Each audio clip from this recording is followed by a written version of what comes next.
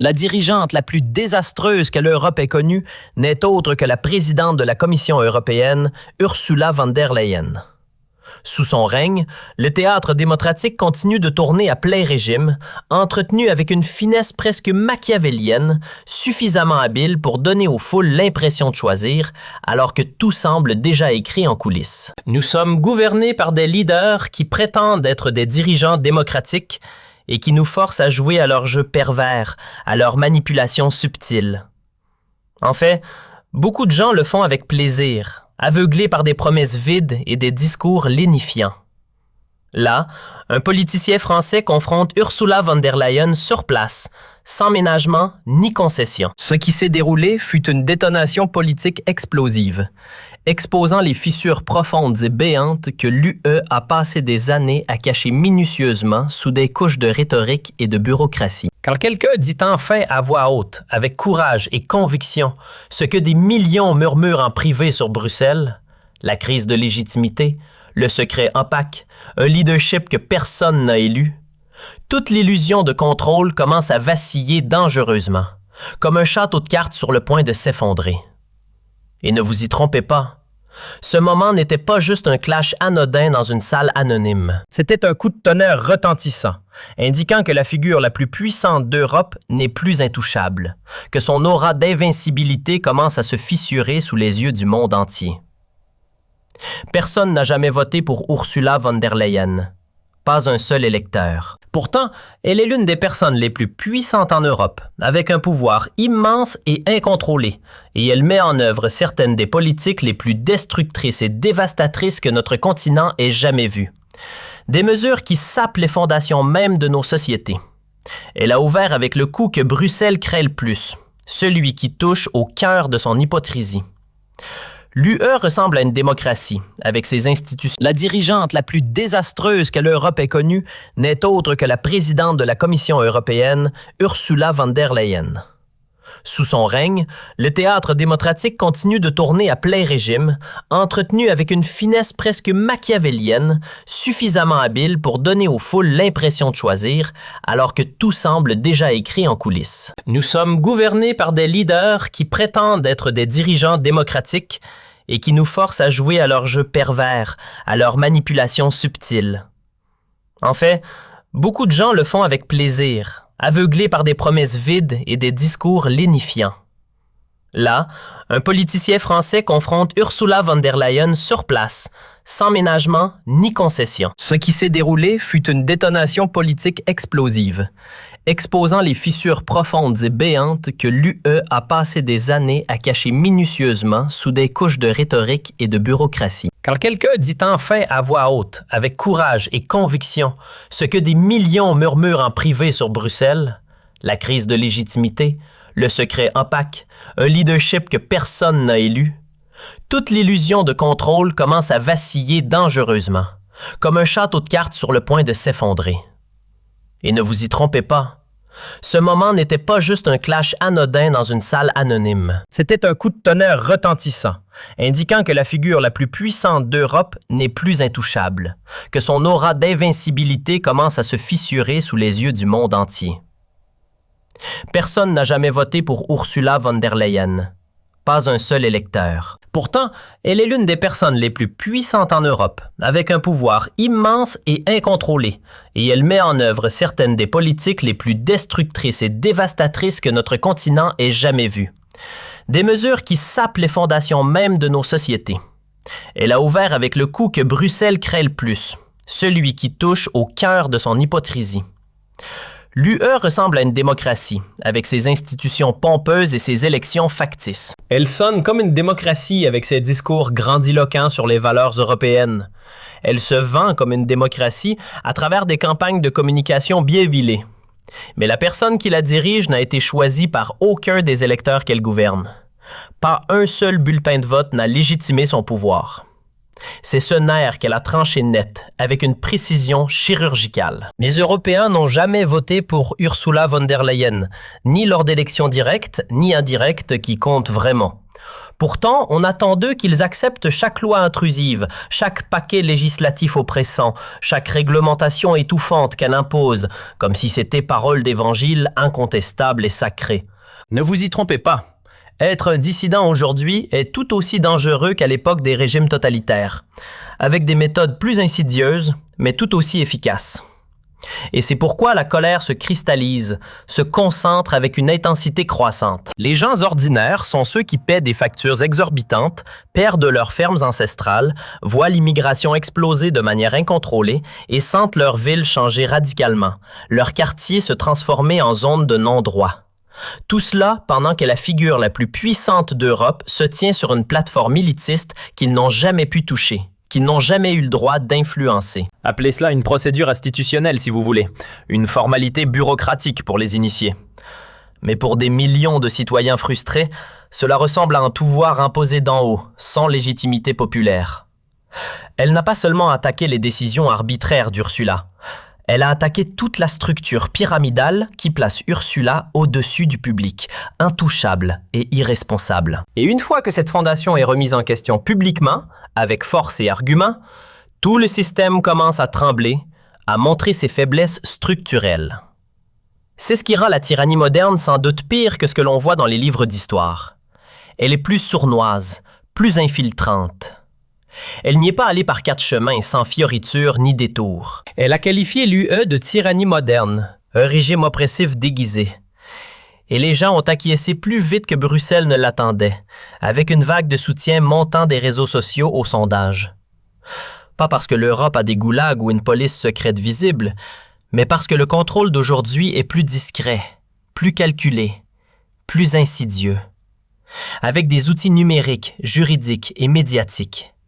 Les anciens régimes utilisaient la force brute, les arrestations nocturnes. Celui-ci utilise des discours polis, des slogans répétés ad nauseam et un langage euphémisé, respectable, pour cacher la coercition.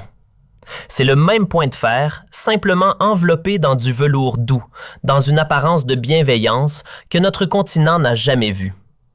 Quelques exemples concrets et accablants. C'est elle qui a introduit le Green Deal, qui paralyse notre économie avec des normes irréalistes. C'est elle qui les impose. Son point a frappé, parce qu'il nommait une tactique que tout le monde reconnaît intuitivement, que les citoyens ressentent dans leur quotidien. La dissidence n'est plus écrasée violemment avec des tanks dans les rues. Elle est écrasée avec des étiquettes infamantes, des campagnes de diffamation, extrémistes, désinformation, menaces pour la démocratie, fake news. Vous n'êtes pas emprisonné physiquement. Vous êtes réduit au silence numérique, mis à l'écart professionnellement, enterré sous une bureaucratie étouffante et des procédures interminables. En le disant à voix haute, avec une clarté implacable, elle a arraché le masque d'un système qui punit les gens, non pas avec une brutalité ouverte, mais avec une autorité tranquille, persistante, presque invisible. Notre régime utilise de jolis mots, des euphémismes séduisants pour cacher ses intentions réelles. Mais ils pervertissent et inversent nos définitions jour après jour. Puis elle a visé la jugulaire, le point orwellien central. L'affirmation que l'UE ne fait pas seulement de mauvaises décisions hasardeuses, elle réécrit le sens des mots utilisés pour les justifier. Elle manipule le langage pour tromper. Elle ne l'a pas adouci, pas une seconde. Elle a accusé Bruxelles de retourner la réalité, appelant la guerre paix, la censure protection nécessaire, les répressions politiques défense de la démocratie fragile. Ce genre d'accusation colle, car les gens le voient déjà en temps réel dans les actualités quotidiennes. Chaque crise vient avec un nouveau slogan accrocheur. Chaque restriction liberticide est justifiée par une excuse noble et morale. Chaque échec politique est enveloppé dans un langage moralisateur, rendant le désaccord interdit, voire immoral. Pour maintenir la paix en Europe, nous devons faire la guerre à la Russie, avec tous les risques que cela comporte. Ils disent que, pour protéger la démocratie, nous devons interdire les partis de droite qui dérangent. Ils disent que, pour sauvegarder la liberté d'expression, ils doivent censurer l'information qui contredit le narratif officiel. Et c'est là que la salle a basculé à nouveau avec une tension palpable. Elle a essentiellement dit que l'UE traite le langage comme une arme sophistiquée, non pour informer honnêtement, mais pour hypnotiser les masses. Pas pour communiquer de manière transparente, mais pour aseptiser les débats. Chaque vérité inconfortable est enterrée sous un mot plus gentil, plus propre, plus acceptable. Pendant ce temps, les citoyens vivent les conséquences dures et réelles que ces mots étaient censés masquer. Factures en hausse vertigineuse, tensions sociales croissantes, incertitude économique constante. En l'appelant orwellien, elle n'était pas dramatique sur les faits. Elle pointait la stratégie sous-jacente, la manipulation linguistique. Si les leaders peuvent contrôler le langage, ils contrôlent le débat public. Et s'ils contrôlent le débat, ils contrôlent les gens, leurs pensées, leurs actions. C'est pourquoi ce point a frappé si brutalement, si profondément. Il a exposé la seule chose que Bruxelles ne peut défendre ouvertement, l'écart abyssal entre ce qu'ils disent avec élégance et ce que les gens vivent vraiment dans la dureté du quotidien. Tout comme dans 1984 d'Orwell, la guerre est la paix, la liberté est l'esclavage, l'ignorance est la force, et ainsi de suite. Puis elle a braqué les projecteurs sur une personne précise, Ursula von der Leyen, et a enlevé chaque couche de sucre diplomatique, chaque vernis protecteur. Pas de langage vague et évasif, pas de discours institutionnel abstrait. Elle a appelé Ursula exactement ce que des millions à travers l'Europe croient. Car non, ce n'est pas le silence dans l'intimité de leur foyer. Le visage visible, le vaisseau principal, l'incarnation vivante d'un système qui semble élitiste, isolé des réalités et intouchable par le peuple. En une phrase incisive, elle a transformé toute la bureaucratie opaque de l'UE en une cible humaine unique, personnalisée.